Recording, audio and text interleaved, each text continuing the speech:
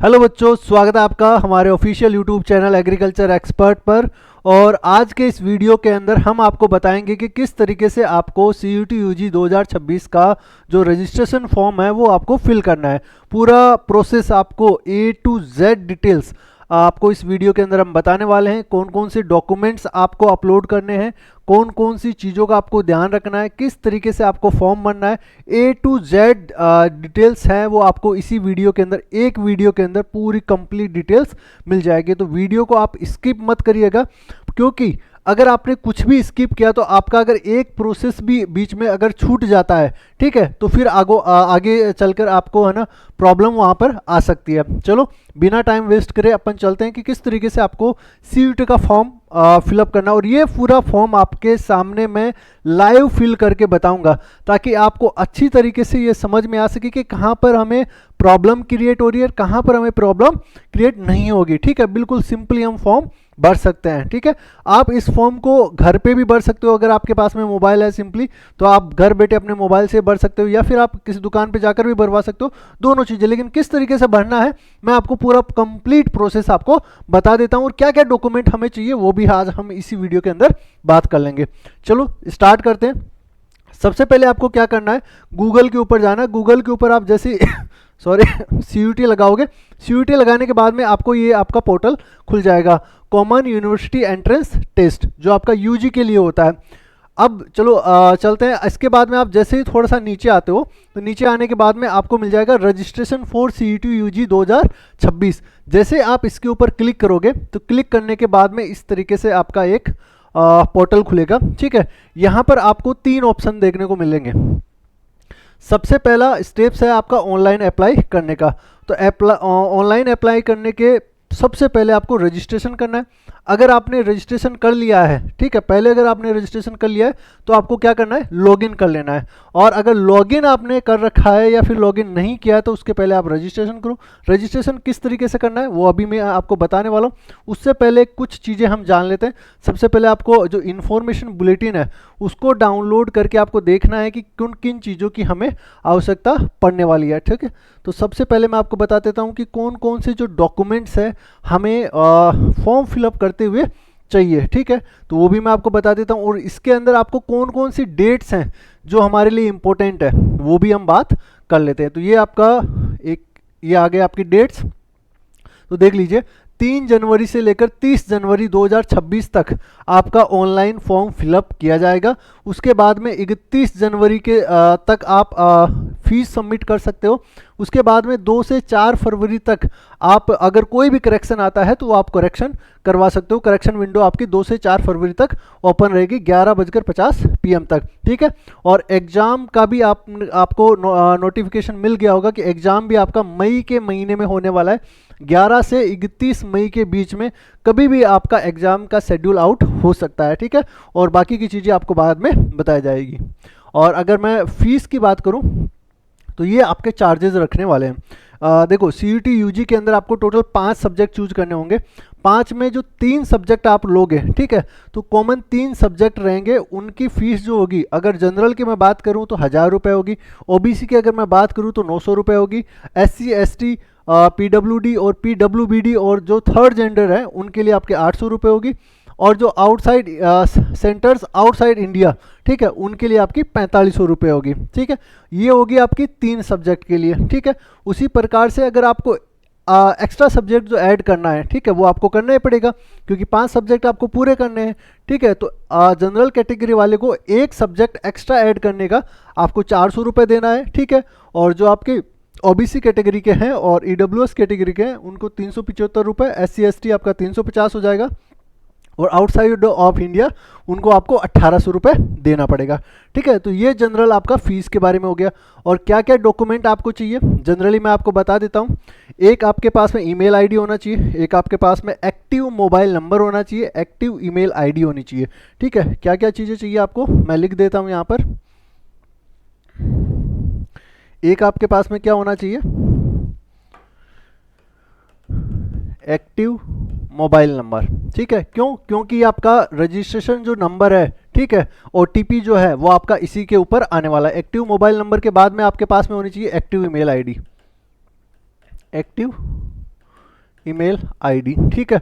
और ये एक नहीं, आपके पास में दो होनी चाहिए, ठीक है। एक आपका नॉर्मली जब आप फॉर्म फिलअप करोगे तब होनी चाहिए, एक आपका इमरजेंसी केस के लिए, ठीक है। तो इसके लिए आपको दो आपकी ईमेल आईडी और दो ही आपके मोबाइल नंबर आपके पास में होने चाहिए अगर आप फॉर्म फिलअप कर रहे हो। तो पहली चीज़ आपके ये हो गई, ठीक है, पहली चीज़ आपकी ये होगी। दूसरी चीज़ की अगर मैं बात करूँ, दूसरी चीज़ आपका क्या हो जाएगा, मार्कशीट हो जाएगी आपकी, मार्कशीट। अब मार्कशीट्स में किस किस की मार्कशीट, एक हो जाएगी आपकी 10th की मार्कशीट, 10th की मार्कशीट जो आपने 10th में पास करी होगी, तो मार्कशीट और सर्टिफिकेट दोनों उसी के साथ में आता है आजकल, ठीक है। तो 10th की मार्कशीट। और अगर आपने 12th पास कर लिया है, ठीक है, अगर 12th पास कर लिया है तो 12th की मार्कशीट, और अगर आपने 12th पास नहीं करा है तो अपीयरिंग का आ जाएगा आपका, ठीक है। वहाँ पर जब आप फॉर्म भरेंगे तो अपीयरिंग वाला सिस्टम लग जाएगा। दूसरी बात, अगर आप किसी कैटेगरी से आते हैं, सपोज करिए अगर आप ओबीसी के अंदर सॉरी, अगर आप ओबीसी के अंदर है तो आपका ओबीसी का सर्टिफिकेट वहाँ पर लगेगा, ठीक है, सर्टिफिकेट लगेगा ओबीसी का। और ओबीसी का अगर आप सर्टिफिकेट लगा रहे हो, या फिर मान लीजिए ईडब्ल्यूएस का अगर आप सर्टिफिकेट लगा रहे हो, या फिर एससी और एसटी कैटेगरी का सर्टिफिकेट लगा रहे हो, या फिर आप पीडब्ल्यूबीडी का लगा रहे हो, ठीक है, कोई भी सर्टिफिकेट अगर आप लगा रहे हो तो वो आपका 5 से 6 महीने पुराना नहीं होना चाहिए, नया सर्टिफिकेट होना चाहिए। और अगर आपके पास में नया सर्टिफिकेट नहीं है तो अब आपको क्या करना है, तो उस केस के अंदर आपको अप्लाई कर देना है, और उसका जो रिसिप्ट नंबर होता है, रसीद नंबर जो होता है आपका, जो रसीद संख्या जो होती है वो आपको वहाँ पर चाहिए होगी, ठीक है। तो अगर आपके पास में अभी तक आपने ये इस कैटेगरी से आप बिलोंग करते हो, ओबीसी हो, चाहे ईडब्ल्यूएस हो, एससी हो, एसटी हो, कोई भी कैटेगरी आपकी हो, पीडब्ल्यूडी, अगर दिव्यांग कैटेगरी से भी अगर आप आते हैं और आपको उस कैटेगरी का फ़ायदा लेना है तो आपके पास में सर्टिफिकेट होना चाहिए, और 5 से 6 मंथ से पुराना नहीं होना चाहिए। और इससे पुराना अगर आपके पास में सर्टिफिकेट बना हुआ है तो आप वो सर्टिफिकेट नया बनवा लो, अभी आपके पास में सफिशिएंट टाइम है, ठीक है। ये चीज़ें होनी चाहिए आपके पास में, जनरली आपको यही चीज़ लगेगी। और आपको पेमेंट, चौथा ऑप्शन आ जाएगा आपके पास में पेमेंट का, हो जो, ठीक है। तो पेमेंट के लिए आपका स्कैनर या यूपीआई आईडी या आपका क्रेडिट या डेबिट कार्ड से हो जाएगा। सिक्स्थ हो जाएगा आपका फोटो जो होगा वो आपका लाइव स्कैन होगा, ठीक है, लाइव स्कैन होगा। जैसे आपने फ़ोन से फॉर्म भर रहे हो, ठीक है, या फिर आप टैबलेट से फॉर्म भर रहे हो, या फिर आप मान लीजिए किसी पीसी से या लैपटॉप से फॉर्म भर रहे हो, तो उसी के सामने उसके जो कैमरा दिया होता है उसी से आपका लाइव फ़ोटो कैप्चर होगा, ठीक है। तो वही फ़ोटो आपका लगने वाला है उसके अंदर। दूसरा आपका सिग्नेचर आपका अपलोड होगा, ठीक है। तो सिग्नेचर जो भी हमारा होता है हिंदी इंग्लिश के अंदर, वो सिग्नेचर आपका लग जाएगा। तो ये सारी चीज़ें आपकी डॉक्यूमेंट्स के अंदर लगने वाली है। अब चलो हम फॉर्म को फिलअप करते हैं, किस तरीके से आपको फॉर्म को भरना है। चलिए देखिए,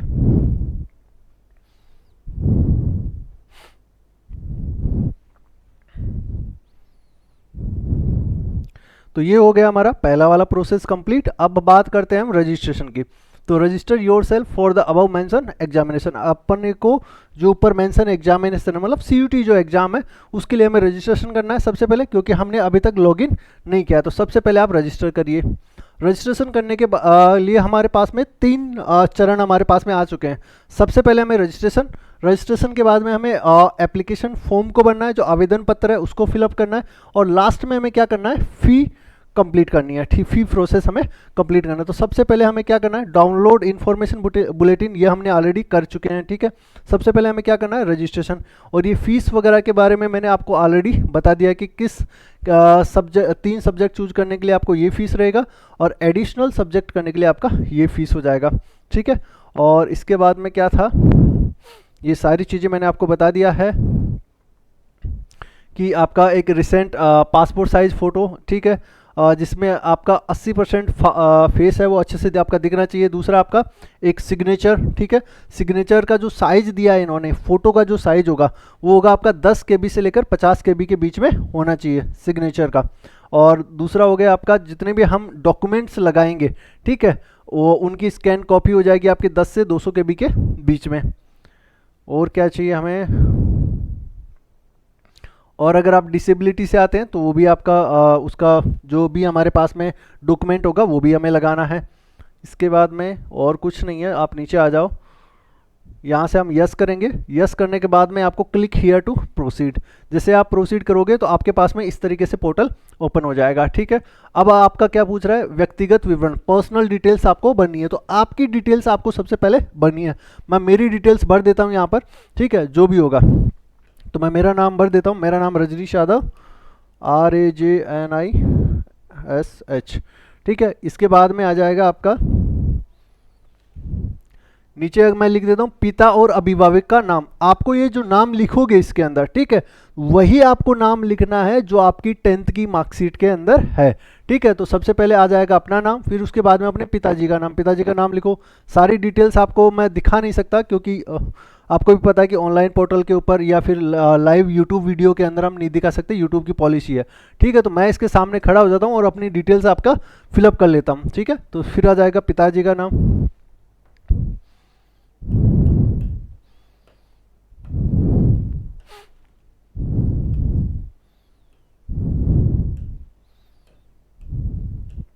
ये हो जाएगा। इसके बाद में हो जाएगा आपका जन्म दिनांक हो जाएगा,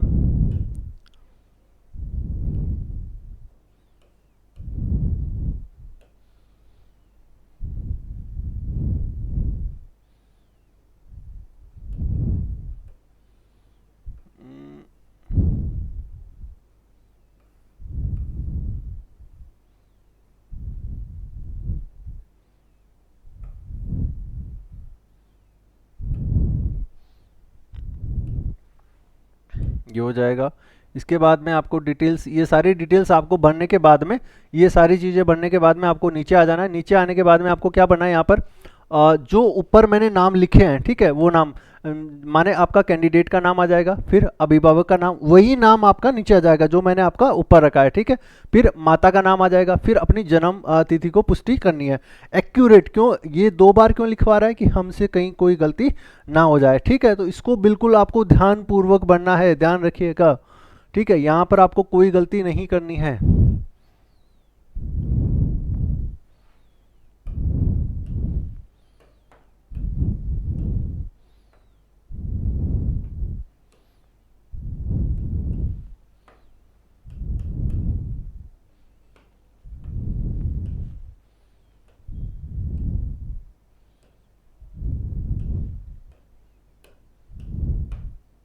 ये नाम लिख दिया मैंने।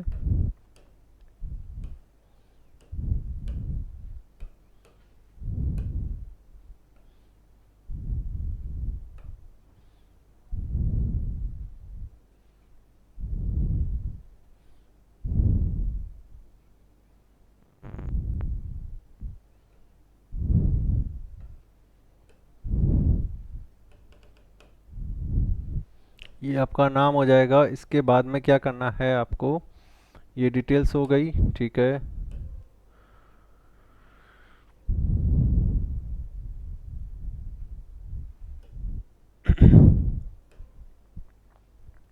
चलो ये डिटेल्स बनने के बाद में आपका क्या हो जाएगा, यहाँ पर वर्तमान पता, प्रेजेंट एड्रेस। ठीक है, यहाँ पर आपका पता आ जाएगा। देखो यहाँ पर 2 चीज़ें आपका, एक है इलेक्ट्रॉनिक कम्युनिकेशन एड्रेस, इलेक्ट्रॉनिक संचार पता, और एक वर्तमान पता।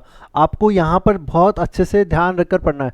आपको सिर्फ अपना वर्तमान पता भरना है यहाँ पर। ठीक है, जहाँ पर आप अभी रह रहे हैं, ठीक है, या फिर आपके जो आधार कार्ड में जो पता है, सिर्फ आप वो पता यहाँ पर भर सकते हो। ठीक है, आपको अपने आधार कार्ड वाला ही पता आपको भरना है, या जनरली आप जहाँ पर रह रहे होते हो वो पता आपको भरना है, इधर उधर आपको पता नहीं भरना है। ठीक है, तो मैं जनरली यहाँ का एड्रेस भर देता हूँ, जयपुर, क्योंकि इससे क्या है, आपका जब वो आएगा एडमिट कार्ड आएगा तो आपका फिर उसी लोकेलिटी के हिसाब से आएगा।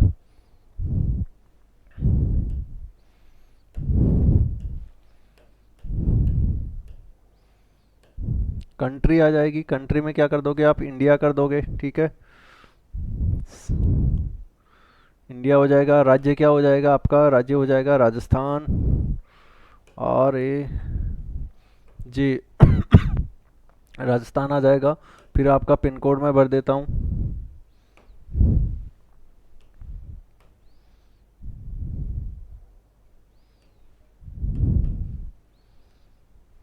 ये आपका एड्रेस आ जाएगा। ठीक है, तो ये मैंने कंप्लीट एड्रेस यहाँ पर आपका फिलअप कर दिया है। ठीक है, इसके बाद में आपको क्या करना है, ये एड्रेस भरने के बाद में आपको इलेक्ट्रॉनिक और कम्युनिकेशन वाला एड्रेस, तो एक ही रखना है आपको, अलग अलग एड्रेस नहीं रखना है, सेम ही एड्रेस रख दीजिए। तो यहाँ पर आपको दिया हुआ है सेम एज प्रेजेंट एड्रेस, तो इस वाले पॉइंट पे आपको क्लिक करना है, तो ये ऑटोमेटिकली आपका यहाँ पर आ जाएगा। यहाँ पर हमने क्या गलती करी है, एक डिस्ट्रिक्ट हमारा सेलेक्ट नहीं करा है, तो डिस्ट्रिक्ट हो जाएगा जयपुर,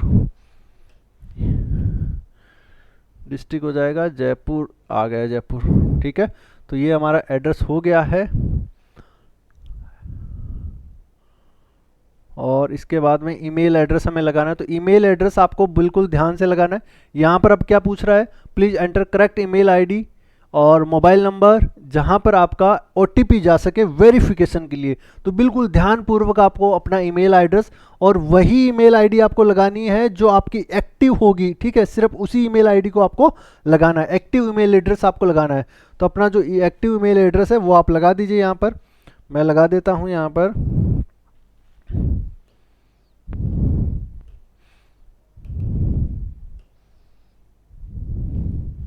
एक मिनट, मैं मोबाइल में देखकर दूसरा लगा देता हूँ मेरा ईमेल एड्रेस एक्टिव वाला। देखो मैं दिखा नहीं सकता, आपको दिख नहीं रहा ना, ठीक है।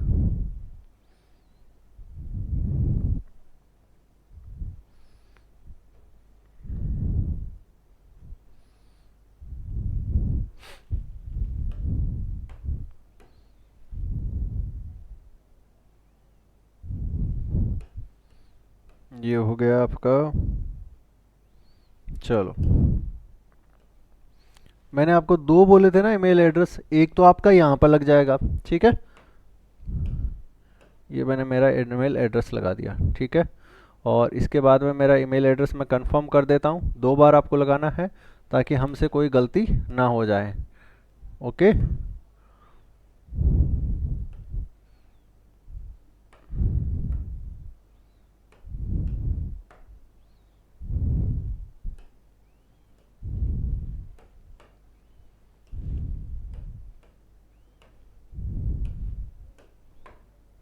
ये हो गया, ठीक है। इसके बाद में हम मोबाइल नंबर लगा देते हैं। कौन से मोबाइल नंबर लगाने हैं आपको, वही मोबाइल नंबर लगाने हैं आपको जो आपने अभी फिल करे हैं, सिर्फ वही मोबाइल नंबर लगाने हैं जो आपके एक्टिव मोबाइल नंबर है और जिसके ऊपर आपका ओटीपी आएगा, ठीक है। तो लगाइए आप अपने मोबाइल नंबर, जो भी आपके मोबाइल नंबर है, ये हो जाएगा आपका।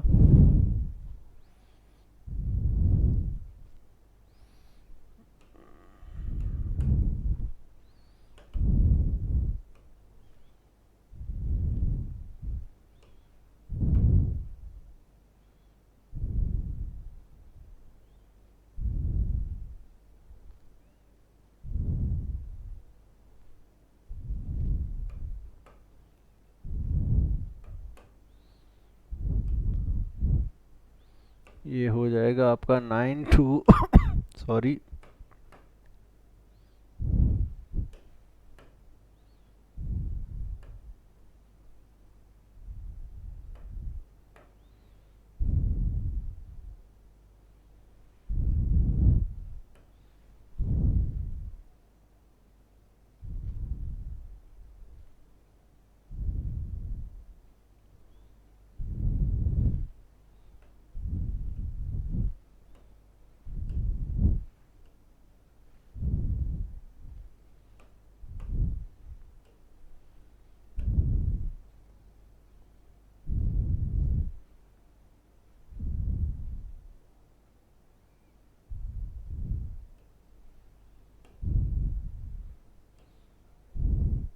चलो आपका हो गया, मोबाइल नंबर भी हो गया। अब वैकल्पिक संपर्क सूत्र, ये अगर आपको डालना है तो आप दूसरे मोबाइल नंबर भी डाल सकते हो। अगर इन केस अगर आपका मान लीजिए ये मोबाइल नंबर आपका नहीं चल रहा हो, तो उस केस के अंदर तो यहाँ पर डालने की कोई ज़रूरत नहीं है, आप डाल भी सकते हो और नहीं भी, ठीक है। इसके साथ में फिर आपको ना सेम एज प्रेजेंट एड्रेस, ठीक है। तो ऊपर वाला जो एड्रेस था वही एड्रेस आपको लिखना है यहाँ पर, तो आपको लिखने की कोई ज़रूरत नहीं है। आप यहाँ पर बॉक्स में जब दबाओगे तो ऑटोमेटिकली आपका ये एड्रेस ले लेगा, ठीक है। इसके बाद में आपको पासवर्ड बनाना है, ठीक है। पासवर्ड कैसे बनाना है वो भी मैं आपको बता देता हूँ, ठीक है। एक सेकेंड आप रुकिए। पासवर्ड किस तरीके से बनाना है वो मैं आपको बता देता हूँ। देखिए, सबसे पहले पासवर्ड, पासवर्ड आपको इस तरीके से बनाना है कि आपका वहाँ पर एक स्मॉल लेटर आ जाए, ठीक है, एक आपका बड़ा लेटर आ जाए, उसके अंदर आपका जो नंबर्स हैं, लेटर्स हैं, गिनती 1 2 3 4 5 ये भी कुछ आ जाए, @ वगैरह आ जाए। इस तरीके का आपको पासवर्ड बनाना है ताकि वहाँ पर कोई भी आपकी गलती ना हो और पासवर्ड आपका कोई भी लॉगिन ना कर पाए। यहाँ पर आप देख सकते हो किस तरीके का आपको पासवर्ड बनाना है। Your password must satisfy the following, एक आपका कुछ भी नंबरिंग आ सकती है, एक आपका upper case, lower case, numeric value और एक स्पेशल कैरेक्टर, ठीक है। तो आप कोई भी पासवर्ड बना लीजिएगा, मैं बना रहा हूँ सेम टू सेम वही पासवर्ड, आप मत बना लेना, कहीं ऐसा हो कि फिर सब बच्चे उसी एक ही आईडी को एक्सेस कर रहे हो, ठीक है। तो सब अपने हिसाब से आप पासवर्ड बना लेना। मैं मेरे हिसाब से पासवर्ड रख रहा हूँ मेरा, जिसमें एक आपका बड़ा लेटर रख दूंगा मैं,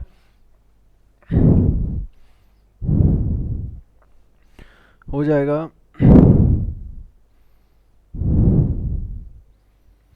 देखो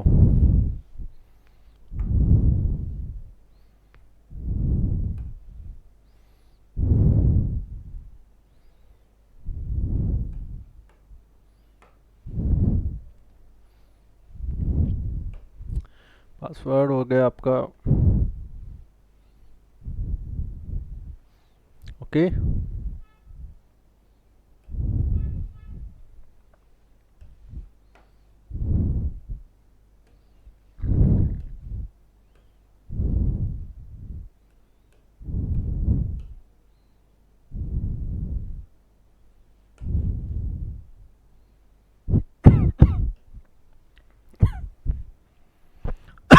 सॉरी तो मैंने पासवर्ड यहाँ पर एंटर कर दिया है, आप भी अपने हिसाब से पासवर्ड बना दीजिए। इसके बाद में आपको सिक्योरिटी क्वेश्चन, तो सिक्योरिटी क्वेश्चन आप इनमें से कोई सा भी आप एक सेलेक्ट कर सकते हो। तो सपोज करिए इसमें क्या है, which is the website you frequently visit, ठीक है। तो इसके लिए अगर आप ये करते हो तो आप फिर वहाँ पर नाम लिख दो, कौन सी वेबसाइट आपको फ्रिक्वेंटली, जैसे सपोज करो मैं ICR की वेबसाइट को फ्रिक्वेंटली विजिट करता हूँ, ICAR, मैं यहाँ पर ICR लिख देता हूँ, ठीक है। उसके बाद में आपको क्या है, यहाँ पर कैप्चा फिलअप करना है, कैप्चा एज शोन बिलो। तो ये कैप्चा जो दे रखा है वो आपको यहाँ पर फिल करना है। चलो मैं इसको भी फिल कर देता हूँ। क्या कैप्चा है, ये हो जाएगा आपका, कैप्चे में दिया है 6 2 3 और कैपिटल Y हो जाएगा, फिर आ जाएगा आपका 46। तो ये हो गया आपका कैप्चा फिल, ठीक है।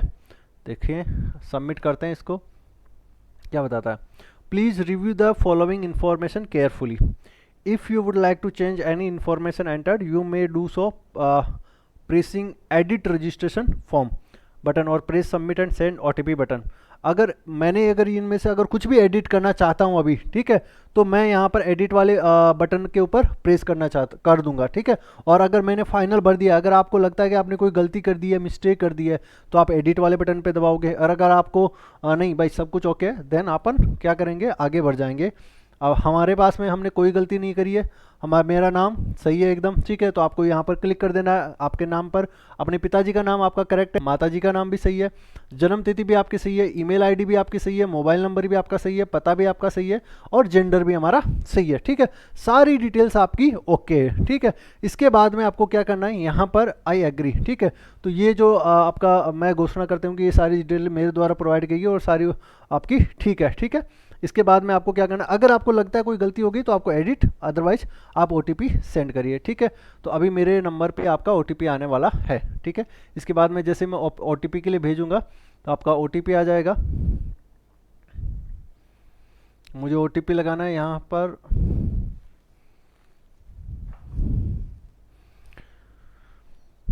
देखिए OTP आया कि नहीं आया। OTP आ गया है, मैं लगा देता हूँ, देख क्या हो जाएगा।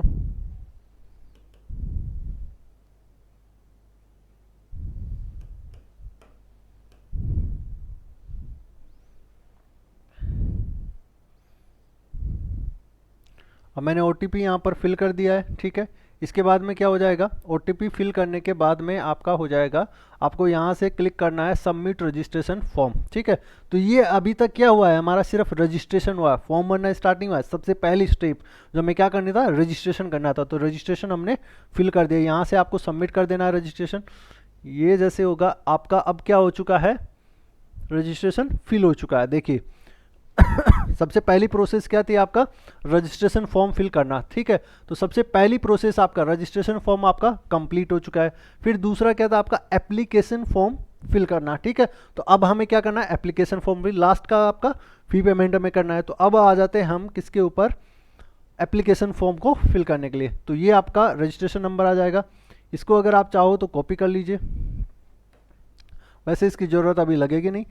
ओपन करो, ठीक है। अब यहाँ पर आपको क्या करना है, हमने देखो कॉन्टैक्ट डिटेल्स, हमने पहली जो स्टेप थी वो हमने कंप्लीट कर लिया है, ठीक है। पहली जो स्टेप थी कॉन्टैक्ट डिटेल्स, ये हमने कंप्लीट कर ली। इसके बाद में आपको पर्सनल डिटेल्स आपकी फिल करनी है, ये भी आपकी इनकम्प्लीट है अभी।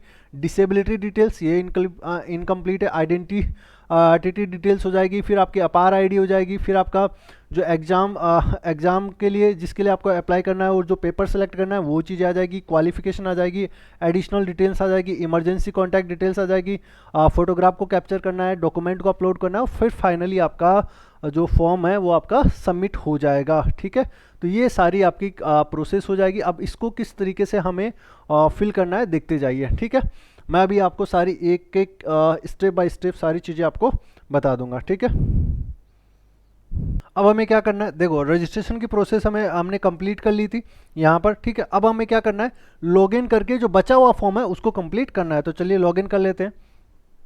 लॉगिन करने के लिए आपको एप्लीकेशन नंबर, जो आपके एप्लीकेशन नंबर है वो आपको यहाँ पर डालने हैं।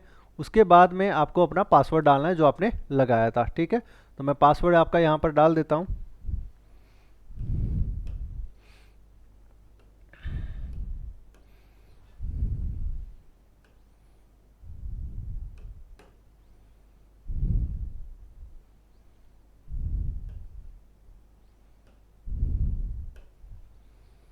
इसके बाद में पासवर्ड डालने के बाद में आपको डालना है यहाँ पर कैप्चा, ठीक है। तो ये जो आपको कैप्चा दिखाई दे रहा है इस तरीके से कैप्चा आएगा, वो आपको फिलअप करना है। तो कैप्चा में क्या है, 788981, करेक्ट है ना, क्योंकि इसमें गलती हो जाती है। ये शायद एल तो नहीं है, नहीं 1 लग नहीं रहा है, देखें करके देख ले एक बार, देखिए लगता है कि नहीं, गलत हो गया ना, मुझे लग रहा था कैप्चा गलत होगा।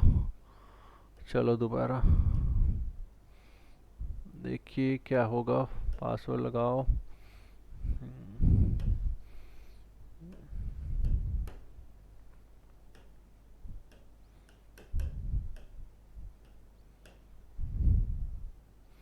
कैप्चा क्या हो जाएगा, कैप्चा है इसका वाई कैप्चा 61 डब्लू कैपिटल है, और फिर हो जाएगा आपका 0 और फिर हो जाएगा आपका 2। देखिए अभी भी ठीक होगा या नहीं, आई थिंक अभी ठीक है। No, it looks like you are already logged in another device or browser. Would you like to go? हम लॉग आउट कर देते हैं, ये लॉगिन नहीं हो रहा, वो जस्ट ए सेकेंड, एक बार फिर से कहीं से आई थिंक ये लॉग आउट रह गया, दोबारा लगाते हैं, जस्ट सेकेंड। ये कभी कभी आपको दिक्कत देता है, ठीक है, इसे परेशान करके रख देता है। अभी हो जाएगा, ठीक है। अभी क्या है आपका 128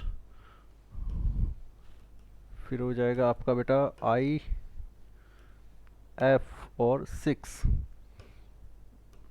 चलो अभी करो इसको लॉगिन, अभी हो जाएगा। चलो हो गया लॉगिन। अभी हमें को क्या करना है, जो एप्लीकेशन फॉर्म है उसको कंप्लीट करना है। जैसे मैं यहाँ पर आया उसके बाद में आपको पर्सनल डिटेल्स पे जाना है, पर्सनल डिटेल्स आपको फिलअप करनी है। पर्सनल डिटेल्स मैंने ऑलरेडी यहाँ पर फिलअप कर दिया है, ठीक है। जितनी भी पर्सनल डिटेल्स थी वो ऑलरेडी मैंने यहाँ पर फिलअप कर रखी है।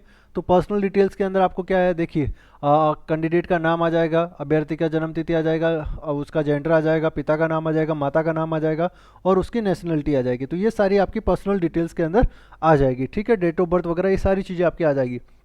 इसके बाद में क्या है, आपको अपना नेशनलिटी वगैरह लिखना है, ठीक है। तो नेशनलिटी अपनी क्या आ जाएगी बेटा, इंडियन हो जाएंगे अपन, ठीक है। उसके बाद में आपकी कैटेगरी कौन सी है, सॉरी राज्य कौन सा है आपका, राज्य के अंदर हमारा है राजस्थान, तो आपका राजस्थान लगा दीजिए। चलो राजस्थान आ गया। उसके बाद में आपकी श्रेणी कौन सी है, ठीक है, कैटेगरी आ गई, ठीक है। अब देखिए यहाँ से आपको पूछ रहा है कि कैटेगरी आपकी कौन सी है। जो कैटेगरी आपके पास में है, ठीक है, सपोज करिए आप ईडब्ल्यूएस कैटेगरी से आते हैं, ओबीसी कैटेगरी से आते हैं, ठीक है, तो मैंने लगा लिया मैं ओबीसी कैटेगरी से आता हूँ, ठीक है। तो जैसे आप ओबीसी कैटेगरी सिलेक्ट करते हो तो यहाँ पर आपको पूछेगा, कैटेगरी को पहले तो कंफर्म करवाएगा कि हाँ आप ओबीसी कैटेगरी से आते हैं या फिर आपने कहीं गलती तो नहीं कर दी है, ठीक है। तो सबसे पहले आपको ये पूछेगा, तो यहाँ पर आपको हाँ जी हम ओबीसी कैटेगरी से ही आते हैं, ये आपको भर देना है। इसके बाद में आपको क्या करना है, इसके बाद में आपसे क्या पूछ रहा है, क्या आपके पास किसी अधिकृत सरकारी कार्यालय द्वारा जारी किया गया मान्य और सक्रिय श्रेणी प्रमाण पत्र है। अब आपका जो ये ओबीसी सर्टिफिकेट आपके पास में बना हुआ है या नहीं हुआ है, किसी गवर्नमेंट एजेंसी जैसे आप तहसीलदार से, ई मित्र से या जहाँ से भी आप अपना ओबीसी सर्टिफिकेट बनाते हैं, वो आपके पास में प्रमाण पत्र है या नहीं है। अब यहाँ पर आपको करना है यस, ठीक है। अगर आपके पास में बना हुआ है तो आपको क्या कर देना है यहाँ पर यस, और अगर आपके पास में नहीं बना हुआ है, अभी आपका जैसे मान लीजिए 1-2 साल पुराना है, आप नया बनवाने के लिए डाल दिए हैं, तो वहाँ पर आप क्या करोगे, no I have applied but awaiting the certificate, मैंने अप्लाई कर दिया है लेकिन अभी तक सर्टिफिकेट आपका नहीं आया है, ठीक है। अगर आपके पास में है तो आप यस कर दोगे, अगर आपके पास में नहीं है तो आपको क्या करना है, no I have applied but awaiting the certificate. जैसे आप ये लगाओगे नो, तब आपका यहाँ पर क्या आ जाएगा, जो आपने सर्टिफिकेट अप्लाई किया अभी, ठीक है, उसका रसीद संख्या आपको लगाना है, ठीक है, उसका रसीद संख्या जो रिसिप्ट नंबर है वो लगाना है। दूसरा, कौन सी डेट को आपने उसका आवेदन किया, जो भी आपने कैटेगरी के सर्टिफिकेट के लिए आवेदन किया, कितनी डेट को आपने आवेदन किया है, ठीक है। और उस प्राधिकारी का नाम, उस अथॉरिटी का नाम जिसके जहाँ पर आपने प्रमाण पत्र के लिए अप्लाई किया, जैसे तहसील के अंदर किया तहसीलदार को, या फिर आपने किसी और कार्यालय के अंदर किया है तो वहाँ का, ठीक है, उस अथॉरिटी का नाम आ जाएगा, ठीक है। तो ये सारी डिटेल हो गई। उसके बाद में अगर मान लीजिए आपने यहाँ पर करा यस, ठीक है, मेरे पास में ये सर्टिफिकेट है, ओके, देन आपका क्या हो जाएगा, यहाँ पर श्रेणी प्रमाण पत्र, जो आपका कैटेगरी सर्टिफिकेट है उसका आईडी नंबर यहाँ पर आ जाएगा। उसके बाद में उस कैटेगरी सर्टिफिकेट की इशूइंग डेट, वो कब इशू हुआ था, ठीक है, मान लीजिए वो अक्टूबर 5 अक्टूबर 2025 को आपका इशू हुआ था कैटेगरी सर्टिफिकेट, तो आपको वो डेट यहाँ पर लिख देनी है। उसके बाद में अगर आपका कौन सी अथॉरिटी ने वो आपका इशू किया था, उस अथॉरिटी का नाम आप यहाँ पर रख दोगे, ठीक है। तो ये सारी चीज़ें आपको यहाँ पर फिलअप कर देनी है अगर आपके पास में कैटेगरी सर्टिफिकेट है या आप कैटेगरी से बिलोंग करते हैं। तो मैं यहाँ पर कैटेगरी सर्टिफिकेट नहीं है तो मैं यहाँ पर जनरल डाल देता हूँ, ठीक है। जनरल कैटेगरी के स्टूडेंट्स को कोई कैटेगरी का सर्टिफिकेट डालने की आवश्यकता नहीं है, ओके। देन हम चलते हैं आगे, ये हो गया आपका। इसके बाद में कैटेगरी हमारे पास में है नहीं, कैटेगरी की आप पुष्टि कर दोगे, कैटेगरी हो जाएगी हमारी जनरल, यहाँ पर भी हो जाएगा आपका जनरल, ठीक है, दोनों जगह जनरल, तो आपको फिर कुछ भी कैटेगरी का सर्टिफिकेट वगैरह का डालना नहीं पड़ेगा। नेक्स्ट क्या है आपका, क्या आपको मधुमेह है, क्या आप डायबिटीज है, आपको हो रखा है, अगर है तो आपको यस करना है, अगर नहीं है तो आपको नो करना है, हमें कोई डायबिटीज नहीं है। उसके बाद में प्लेस ऑफ रेजिडेंस, ठीक है, आप किस जगह के निवासी हैं, ठीक है, तो वो आपको यहाँ पर लिखना है, क्या आप रूरल में हैं या फिर आपका अर्बन के अंदर रहते हो, ग्रामीण में रहते हो या फिर आप शहरी के अंदर रहते हो, तो जहाँ पर भी आप रहते हो, ठीक है, जैसे मैंने अर्बन कर दिया, अर्बन के अंदर हूँ मैं। उसके बाद में वार्षिक पारिवारिक आय, एनुअल फैमिली इनकम आपकी कितनी है, तो जो भी आपकी आय प्रमाण पत्र जो आपने बनवाया होगा, ठीक है, उसके अंदर जो आय है, जैसे मान लीजिए 1 लाख है, 1 लाख से 2 लाख है, ठीक है, तो वो आप आय यहाँ पर लिख दोगे। उसके बाद में क्या आप माइनॉरिटी से बिलोंग करते हैं, अगर आप माइनॉरिटी की स्टूडेंट है तो यस, और अगर आप माइनॉरिटी की स्टूडेंट नहीं है, माइनॉरिटी की छात्र नहीं है, ठीक है, तो माइनॉरिटी से हम बिलोंग नहीं करते हैं, ठीक है, तो जो बच्चा अगर माइनॉरिटी से है तो वो यस कर देगा, और अदर नहीं तो नहीं, हम माइनॉरिटी से नहीं है तो हम नो हो जाएगा यहाँ पर। फिर दूसरा, भूतपूर्व सैनिकों के प्रतिलपित, हम एक्स सर्विसमैन है, कोई हमारा पिताजी वगैरह या कोई भी, या फिर आप हैं, ठीक है, तो कोई भी नहीं है, यहाँ पर भी आपका नो हो जाएगा।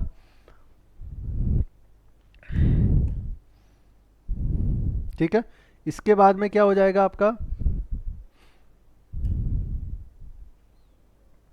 No, okay.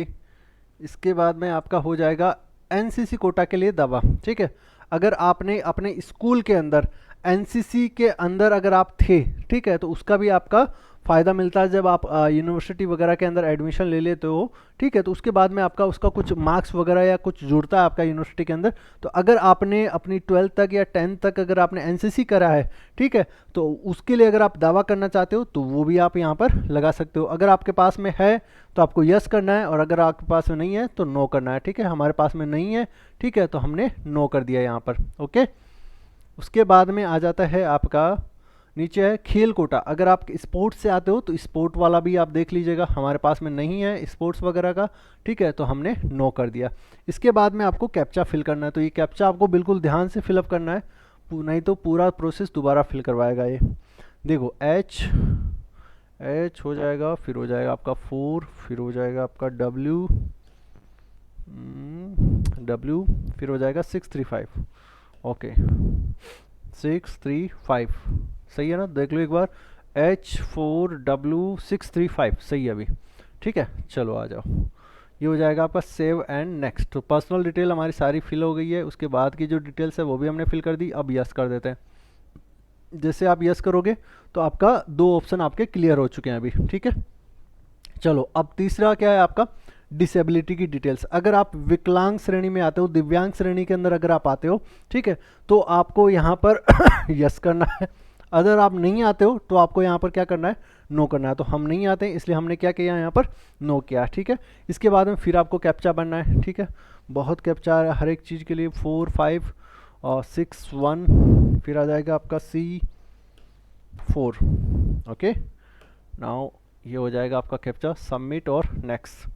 तो आपको यहाँ पर यस कर देना है, ठीक है। इसके बाद में आपको पहचान का विवरण, आइडेंटिटी प्रूफ, आपको अपनी आइडेंटिटी के लिए चूज करना है। अगर आपको आधार लगाना है तो आधार लगा सकते हो, पहचान पत्र लगाना है तो आपका पहचान पत्र या पैन कार्ड लगा सकते हो, कुछ भी जो भी आपका डिजी लॉकर आईडी है कोई सा लगा दो। मैं यहाँ पर मेरा आधार लगा देता हूँ, ठीक है। अब जो भी आप डॉक्यूमेंट लगाओगे, ठीक है, वो डॉक्यूमेंट आपका यहाँ पर आ जाएगा ऑटोमेटिकली, ठीक है। अब चलो लगा देते हैं। ये मेरा रजिस्ट्रेशन नंबर आ गया, मेरा नाम आ गया,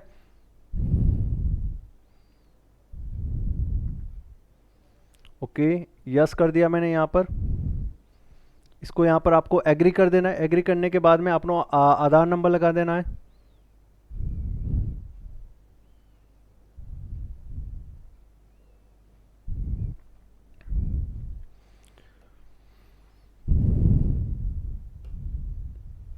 लगा दीजिए।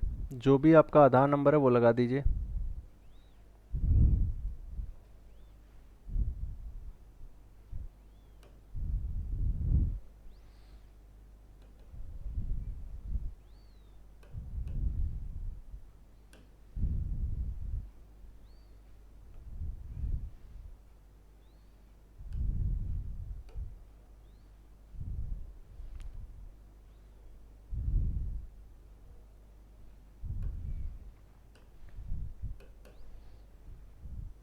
ओके, उसके बाद में आ जाएगा आपका, फिर से दोबारा लगाना है।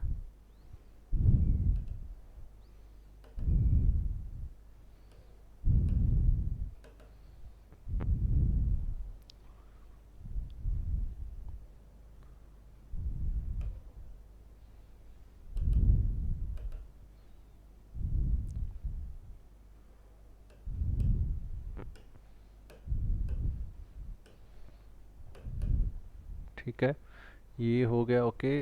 अभी आधार भी हो गया।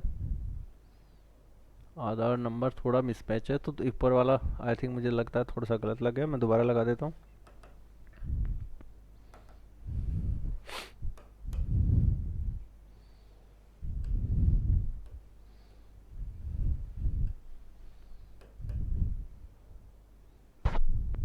अभी ओके है एवरीथिंग। चलो आगे चलते हैं। आगे आपको क्या करना है, फिर से एक कैप्चा लगाना है। कैप्चा लगाओ बच्चा, ये हो जाएगा आपका L और 55 Q, फिर हो जाएगा आपका 67, देन सबमिट। तो ओके दबा देना है। चलो अभी आपका एक OTP आएगा, जो और आधार नंबर या फिर आपका आइडेंटिटी प्रूफ आपको वही लगाना है जो आपके मोबाइल नंबर से जुड़ा हो। क्यों? क्योंकि उसके बाद में आपका उसके ऊपर OTP जाएगा। तो अभी मेरे पास में OTP आया है तो मैं वो OTP लगा कर देख लेता हूँ। क्योंकि बिना OTP फिर आपका वो वेरीफाई नहीं होगा। ओके, चलो मैं OTP लगा देता हूँ 974। ओके, अभी आपको फिर से यहाँ पर कैप्चा लगाना है। तो क्या कैप्चा आ जाएगा आपका यहाँ पर 0749D2। चलो ये डिटेल्स भी आपकी हो गई है, ठीक है। तो OTP लगा दिया आधार कार्ड का, अब सबमिट OTP। ओके, अब आपको लगाना है क्या, अपार आईडी, ठीक है। देखो अपार आईडी क्या है, आपका जो डिजी लॉकर के ऊपर आपके जितने भी डॉक्यूमेंट्स है, जैसे मान लीजिए आपका 10th का मार्कशीट है वो भी आपका डिजी लॉकर पे है, 12th का मार्कशीट है, या अदर कोई भी जो डॉक्यूमेंट है, आधार कार्ड वगैरह, ये सारे चीज़ें डॉक्यूमेंट्स है वो आपकी जो क्या बोलते हैं डिजी लॉकर है उसके ऊपर उपलब्ध है सारे के सारे डॉक्यूमेंट्स, ठीक है। तो वो अगर आपको आईडी भी वहाँ से भी आपको आईडी बनाना, वो भी मैं आपको अभी बता दूंगा कि कैसे बनानी है, ठीक है। और अगर अभी आपके पास में नहीं है तो आप यहाँ पर सिंपली क्या कर दो, नो कर दो और इसको सबमिट कर दो। अभी के अभी आपको बनाने की ज़रूरत वहाँ पर नहीं पड़ेगी। अब अपने को क्या करना है, परीक्षा के लिए चयन करना है। देखो आपको कौन सा एग्ज़ाम देना है, CUET UG का एग्ज़ाम देना है, ठीक है। और उसके अंदर आपको पेपर सेलेक्ट करने हैं।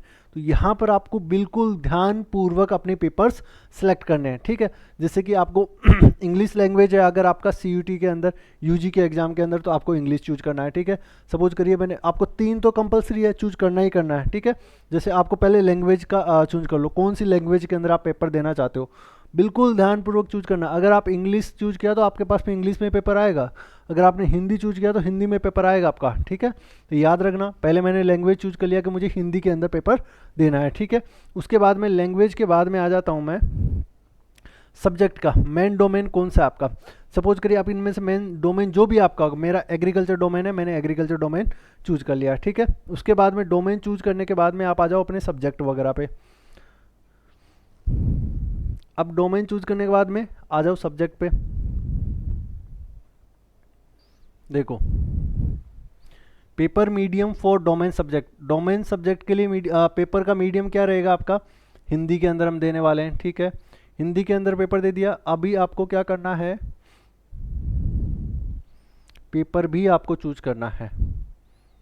डोमेन के अंदर आपने एग्रीकल्चर, हमने एक ही सब्जेक्ट चूज किया ना अभी, जस्ट सेकंड, एग्रीकल्चर कर लिया। और कौन सा सब्जेक्ट आपको करना है, इसके साथ में हमने केमिस्ट्री कर लिया और हो जाएगा हमारा बायोलॉजी।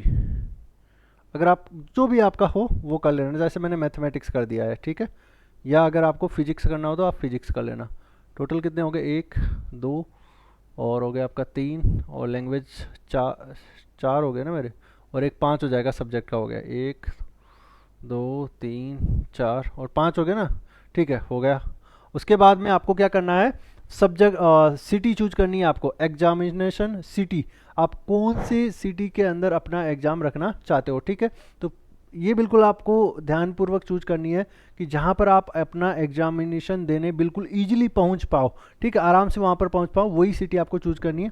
आपके पास में 4 ऑप्शन है, ठीक है। सबसे पहला मैं आपको, जैसे मान लीजिए मैं राजस्थान से हूँ, ठीक है, तो राजस्थान स्टेट मैंने चूज किया। आप देखो वहाँ पर पहले अगर आपने कोई दूसरा एड्रेस लगाया होता तो वो ऑप्शन ही हमारे पास में नहीं आता। देखो मेरे पास में सिर्फ और सिर्फ पहला ऑप्शन ही खुल रहा है, एक ही, राजस्थान के अंदर ही मैं चूज कर सकता हूँ। वो जो एड्रेस हमने भरा था वहाँ पर आपको अपना जो परमानेंट जो प्रेजेंट एड्रेस है वही आपको फिल करना है, तभी आप वहाँ पर, अगर आप दिल्ली के हैं तो दिल्ली, अगर आप हरियाणा के तो हरियाणा, जहाँ पे भी हैं अभी आप, ठीक है, और जहाँ एग्जाम देने से तो वही एड्रेस आप वहाँ पर लगाओगे, ठीक है। तो राजस्थान लगा दिया मैंने।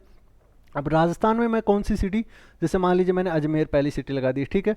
दूसरा मैंने राजस्थान चूज किया, राजस्थान में मैंने फिर दूसरी सिटी लगा दी आपकी बीकानेर लगा दिया है, ठीक है। तीसरा मेरा क्या हो जाएगा, राजस्थान के अंदर मेरी तीसरी सिटी आपकी हो जाएगी जयपुर, जयपुर हो जाएगा, ठीक है। चौथा हो जाएगा मेरा राजस्थान के अंदर, चौथा हो जाएगा मेरा हनुमानगढ़ हो गया, ठीक है। तो ये आपका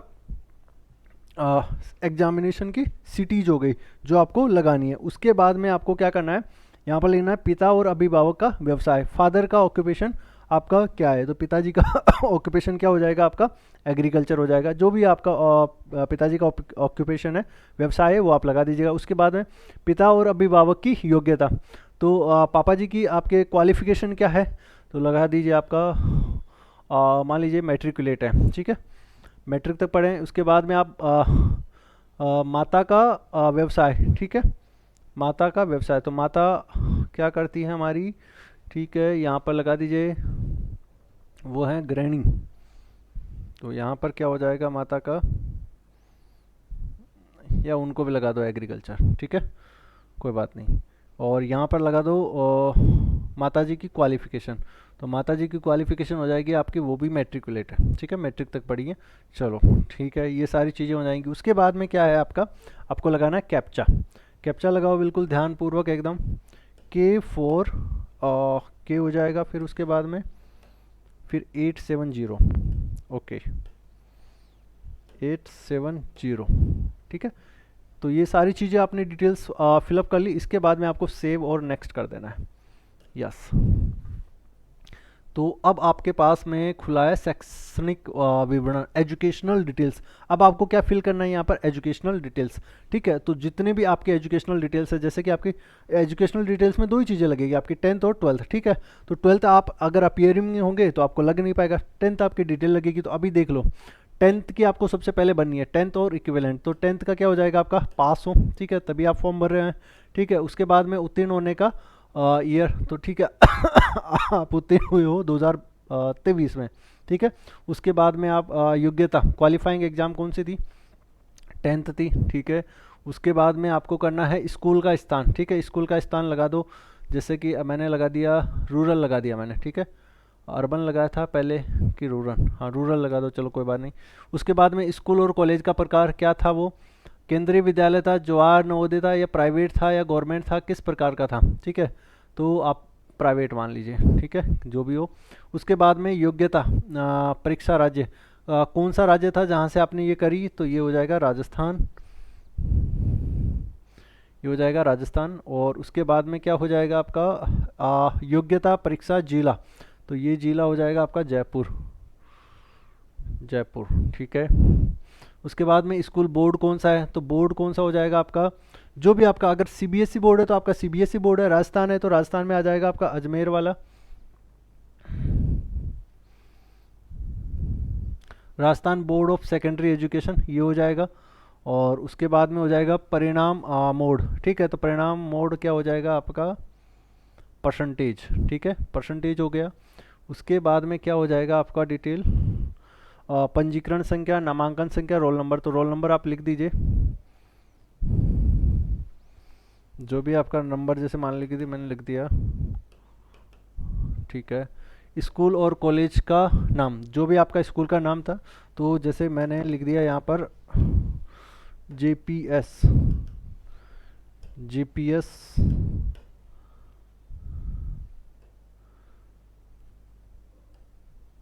JPS JPS Jaipur, JPS school,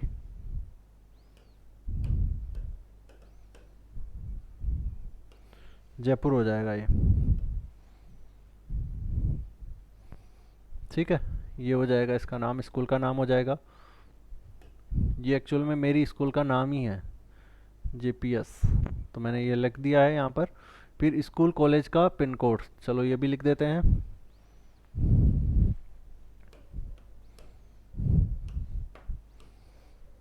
चलो ये डिटेल्स आपकी सारी चीज़ें हो गई हैं। अब आपके टोटल मार्क्स कितने हैं, ठीक है।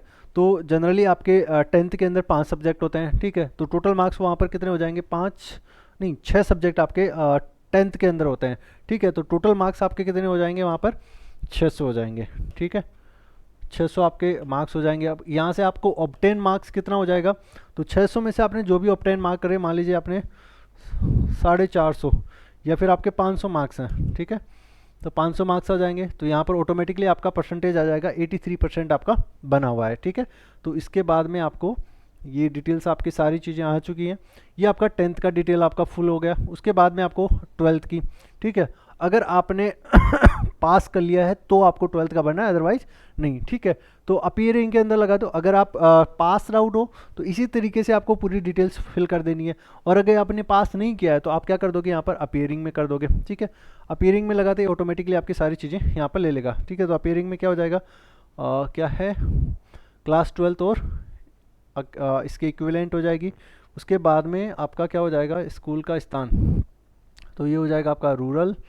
उसके बाद में आ जाएगा आपका क्या है, देखो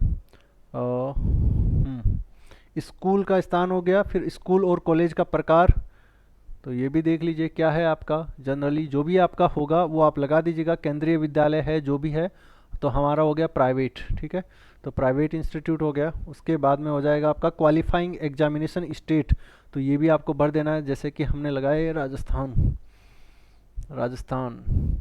और उसके बाद में हो जाएगा आपका योग्यता परीक्षा जिला। ठीक है, तो ये हो जाएगा आपका जयपुर, जयपुर। फिर उसके बाद में आपका बोर्ड आ जाएगा, बोर्ड कौन सा है, राजस्थान वाला ही बोर्ड आ जाएगा, Rajasthan board of secondary education. अगर आपका सीबीएसई है तो सीबीएसई लगा दीजिएगा, और अदर किसी स्टेट का है तो अदर किसी स्टेट का आपका लगा दीजिएगा। परिणाम मोड अभी हमारा अवेटिंग है, आया नहीं है। पंजीकरण संख्या, ये सारी चीज़ें अभी हमारी नहीं। स्कूल और कॉलेज का नाम तो वही हम सेम लगा रहे हैं। ठीक है, स्कूल हो जाएगा, और ठीक है, तो ये जयपुर हो जाएगा। ओके, चलो ये भी हो गया। ठीक है, इसके बाद में आपका हो जाएगा कैप्चा लगाना है। कैप्चा बिल्कुल ध्यानपूर्वक लगाना है, क्योंकि बहुत बार हमसे कैप्चा के अंदर गलती हुई है। U6 अब की बार तो नहीं होगी। U6, फिर आ जाएगा आपका 1, फिर हो जाएगा हमारा K, फिर हो जाएगा 4 और 3। ठीक है, U6 1 K 4 3। चलो ये हो गया। इसके बाद में आपको सेव कर, तो इसके बाद में आपको ये जो इमरजेंसी डिटेल्स हैं वो आपको फिल कर लेनी है। इमरजेंसी डिटेल्स में आपको अपना कंट्री का कोड हो जाएगा, मोबाइल नंबर हो जाएगा, ईमेल एड्रेस हो जाएगा। ये जैसे आप फिल करते हो, इसके बाद में आपको ओटीपी आएगा। ओटीपी आने के बाद में वेरीफाई करना है। ये ओटीपी जो होगा वो आपका ईमेल के ऊपर भी आएगा और आपका मोबाइल नंबर पे भी आएगा, तो दोनों जगह आपका ओटीपी यहाँ पर आने वाला है। ठीक है, तो दोनों आपको जो एक्टिव मोबाइल नंबर है, एक्टिव ईमेल आईडी है, वही लगानी है। ठीक है, इसके बाद में हम नेक्स्ट करते हैं। तो नेक्स्ट प्रोसेस में हमारा क्या होने वाला है, आपको यहाँ से देखिए, कृपया लाइव फोटोग्राफ लेने से पहले नीचे के निर्देशन को पढ़ ले। तो आपको सबसे पहले क्या करना है, लाइव फोटो लेना है यहाँ पर। ठीक है, लाइव फोटो दो तरीके से आपकी यहाँ पर जनरेट हो सकती है, तो देख लीजिए किस तरीके से। एक तो रोशनी होनी चाहिए आपका, और 80% आपका चेहरा अच्छे से आपका दिखाई देना चाहिए। ठीक है, और आपको कोई भी मास्क वगैरह नहीं लगा के रखना है। फोटो के लिए आपको क्या करना है, कैप्चर फोटो, यहाँ पर आपको लाइव, यहाँ पर कैप्चर फोटो करके यहाँ से सीधा आप कैप्चर कर सकते हो, सीधा यहाँ पर खड़ा होकर आपको। और एकदम फोटो को इस तरीके से एकदम सेपरेट रखना है, ऐसा नहीं कि आपने ऐसे टेढ़ी करके ऐसे पोज दे रहे हो। ठीक है, ऐसा पोज नहीं देना है आपको, एकदम बिल्कुल सीधा खड़ा होकर आपको फोटो खिंचवाना है। ठीक है, जो भी आपके पास में फ़ोन होगा या जो भी चीज़ होगी उसके सामने आपको खड़ा होकर आपको क्या करना है, फ़ोटो खींचना है। फ़ोटो खींचने के बाद में, या अगर ऐसा नहीं आ रहा तो आपके पास में जो ये आपका स्कैनर दिखाई दे रहा है, इसके ऊपर दबाकर भी आपको अपना फ़ोटो खींच सकते हो। ठीक है, तो ये खींचने के बाद में आपका यहाँ पर फॉर्म अपलोड हो जाएगा। ठीक है, तो जैसे कि मैं यहाँ पर कैप्चर करता हूँ,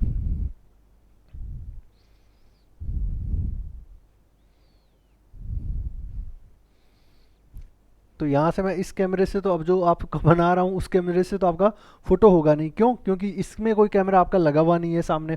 ठीक है, तो यहाँ तक आप समझ गए ना, यहाँ तक आपको क्या करना है। इसके बाद में हमारे पास में सिर्फ 3 ही स्टेप हमारे पास में बनते हैं। फोटो कैप्चर करने के बाद में अपलोड डॉक्यूमेंट्स और फाइनल सबमिट। ये मैं आपको समझा देता हूँ, देखो किस तरीके से आपको करना है। Just second.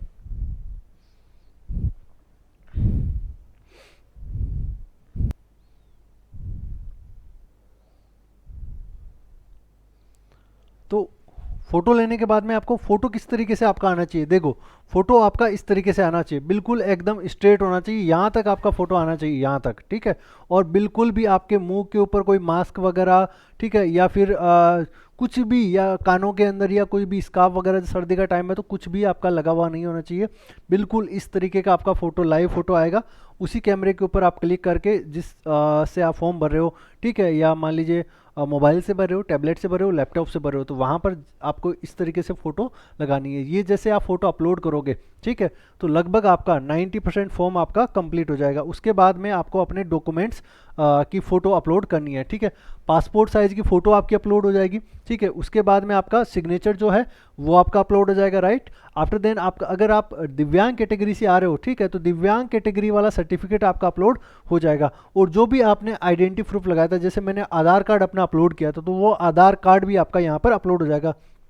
चारों के चारों डॉक्यूमेंट आपको यहाँ पर अपलोड कर देने हैं, ठीक है। और वो सारे डॉक्यूमेंट्स आप यहाँ पर देख भी सकते हो कि क्या आपने अपलोड किया है। उसके बाद में आपको कैप्चा लगाना है, जो भी आपका कैप्चा दिया हुआ है, और उसको आगे प्रोसीड कर देना है। जैसे आप प्रोसीड करोगे तो do you wish to submit document form finally, तो एक बार अपलोड करने से पहले आप दोबारा यहाँ से डॉक्यूमेंट दोबारा देख लेना, ठीक है, कि 10th वाले के अंदर आपने 10th का जो सर्टिफिकेट था वो 10th का नहीं लगेगा, आपने जहाँ फोटो लगानी थी वहाँ पर फोटो लगाया, हस्ताक्षर वाले की जगह हस्ताक्षर, और जो आपका दिव्यांग कैटेगरी का सर्टिफिकेट था या कोई भी दूसरी कैटेगरी का जो सर्टिफिकेट था वो, और आपका पहचान पत्र, ये चारों डॉक्यूमेंट आपके सही लगे हैं या फिर नहीं लगे हैं, ठीक है। उसके बाद में आपको यहाँ पर यस कर देना है अगर आपके सारे डॉक्यूमेंट्स सही है। उसके बाद में आपको रिव्यू करना है। पूरा फॉर्म आपका भरने के बाद में आपके पास में खुल के आएगा, पूरी डिटेल्स आपको ऊपर से लेकर नीचे तक सारी डिटेल्स, अपना नाम, पता, mobile number, address, examination city, subject, सब कुछ आपको देख लेना है, रिव्यू कर लेना है। उसके बाद में अगर सारी चीज़ें ओके है, देन आपको यहाँ पर आ जाना है। पूरा फॉर्म आपका इस तरीके से भर के आ जाएगा, सारी डिटेल्स आप अपनी देख सकते हो कि क्या क्या डिटेल्स मैंने भरी है, ठीक है। पूरी डिटेल्स आ जाएगी, फ़ोटो देख लेना, आपका डॉक्यूमेंट आ जाएगा, आधार कार्ड आ जाएगा, फ़ोटो इस तरीके से दिख जाएगी, वो करेक्ट है या नहीं है, ये सारी डिटेल्स आपकी इस तरीके से आ जाएगी। फिर उस PDF को आपको डाउनलोड कर लेना है, ठीक है। इस तरीके से यहाँ पर आने के बाद में आपको यहाँ से सबमिट हो जाएगा। सबमिट होने के बाद में ये सारी डिटेल्स आपकी फिलअप हो गई है। नेक्स्ट प्रोसेस क्या रहेगा, अब आपका पेमेंट का रहेगा, ठीक है। इसके बाद में आपको एक पेमेंट प्रोसेस का एक विंडो ओपन होगा, उसके ऊपर आपको जस्ट क्लिक करना है और यहाँ पर आपको पेमेंट कर देना है। पेमेंट आपका 31 जनवरी तक आपका ओपन है, ठीक है। तो आप पेमेंट कर सकते हो। इसके बाद में पेमेंट हो गया, और जो भी आपकी फ़ीस होगी वो मैंने आपको बता दी थी कि क्या क्या आपके फ़ीस लगेगी। ये आपके पेमेंट के जो मेथड्स हैं, आपके जो SBI वगैरह, कैनरा बैंक, HDFC बैंक, जो भी बैंक है उनका डेबिट कार्ड, ठीक है, उनका क्रेडिट कार्ड, और आपका UPI ID या कोई भी जो नेट बैंकिंग है उनके थ्रू आप यहाँ पर पेमेंट कर सकते हो। तो इस तरीके से आप पेमेंट करोगे, ओपन हो जाएगा। तो यहाँ पर आप गूगल पे, फ़ोनपे वगैरह से भी आप पेमेंट कर सकते हो। सारे UPI ऐप भी आपको यहाँ पर मिल जाएंगे। इसके बाद में आपको क्या करना है, पूरा फॉर्म आपको चारों प्रोसेस, रजिस्ट्रेशन नंबर, आपका verification, application form, payment fees, सारी चीज़ें कंप्लीट होने के बाद में आपको अपना फॉर्म दोबारा से एक बार डाउनलोड कर लेना है पूरी प्रोसेस के साथ में, ठीक है। तो इस तरीके से आपका फिर पूरा फॉर्म आ जाएगा, और आप अपनी डिटेल्स फिर भी एक बार और चेक कर लेना, ठीक है। फिर एक बार आप डिटेल्स चेक कर लेना कि आपने जो डिटेल्स भरी हैं वो डिटेल्स सारी की सारी सही है या नहीं है, गलत तो आपने फिल नहीं कर दी है ना। तो वो सारी डिटेल्स आप एक बार चेक कर लेना, एड्रेस वगैरह। ये पूरा फॉर्म आपको डाउनलोड करके रखना है, ठीक है। तो ये हो गया आपका पूरा फॉर्म, ओके। अगर फिर भी अगर आपको कोई भी इश्यू आता है फॉर्म फिलअप के अंदर, तो ये आपका ईमेल एड्रेस दे रखा है यहाँ पर, ठीक है। तो आप यहाँ पर भी कांटेक्ट कर सकते हो, इसकी ऑफिशियल वेबसाइट पे भी जा सकते हो। ये कॉन्टैक्ट नंबर है, आप यहाँ पर भी CUT वालों से कांटेक्ट कर सकते हो, NTA से कांटेक्ट कर सकते हो। तो होप आप सभी को ये वीडियो और जो मैंने आपको बताया है कि CUT UG का जो फॉर्म है वो हम किस तरीके से आसानी से भर सकते हैं, बिल्कुल ईजी है फॉर्म भरना, कोई टिपिकल चीज़ नहीं थी, ठीक है। तो बिल्कुल सिंपली तरीके से मुझे लगता है आप लोगों को ये चीज़ समझ में आ गई होगी। तो मैं उम्मीद करता हूँ कि आप सब, अगर फिर भी अगर आपको लगता है कि कोई मुझे डाउट है इस फॉर्म के अंदर, तो आप कमेंट बॉक्स के अंदर लिख दीजिएगा। कहीं पर भी अगर आपको कोई भी डाउट है, हम ज़रूर उसका कमेंट का रिप्लाई करेंगे, या फिर आने वाली वीडियो के अंदर उसका सॉल्यूशन लेकर आपके सामने आएंगे, ठीक है। तो तभी तक के लिए आप सभी को मेरी तरफ से बहुत बहुत धन्यवाद। और इस वीडियो को सभी बच्चों तक आप शेयर करिएगा, जो भी बच्चे नीडी हैं और जिनको यूजी का एग्ज़ाम देना है, सीयूटी यूजी का एग्ज़ाम देना है। Thanks to all of you.